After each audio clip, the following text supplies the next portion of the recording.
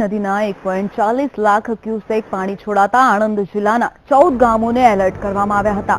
જો કે નદીમાં જળ સપાટીમાં વધારો થતા સૌરાષ્ટ્ર અને મધ્ય ગુજરાતને જોડતા તારાપુર બગોદરા હાઈવે પર આવેલા ગાલિયાણા પાસેના બ્રિજને બંધ કરી દેવામાં આવ્યો છે।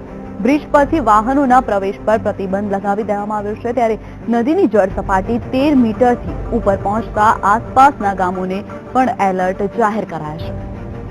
બ્રિજ બંધ કરાતા વાસદ, બોરસદ, ધર્મજની ટ્રાફિકની ડાયવર્ટ કરવામાં આવ્યો છે। પાણીની આવક અને સપાટી ઓછી ન થાય ત્યાં સુધી વાહન વ્યવહારની અવરજવર પર પ્રતિબંધ યથાવિત રાખવામાં આવશે।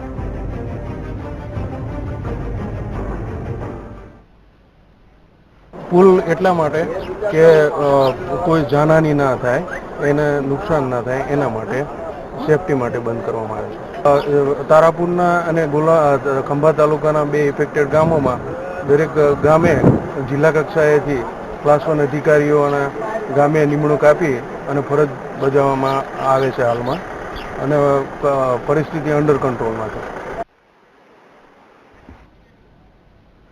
તો આ સાથે જે રીતે બનાસકાંઠાથી ડેમો છલકાવાની ઘટના સામે આવી છે, જેના કારણે તેના નીર સાબરમતીમાં છોડવામાં આવ્યા હતા। સાબરમતીમાં છોડવામાં આવેલા નીરના કારણે આણંદ જિલ્લાના કેટલાક ગામોને પણ એલર્ટ જાહેર કરાયા હતા।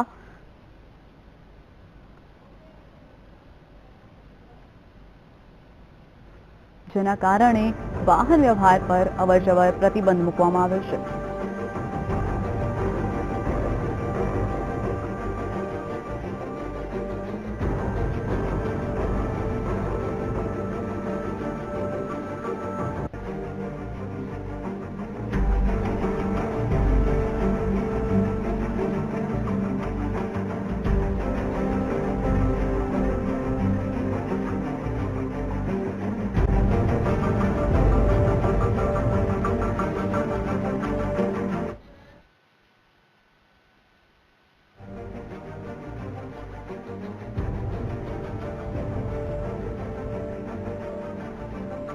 આ સાથે અમારા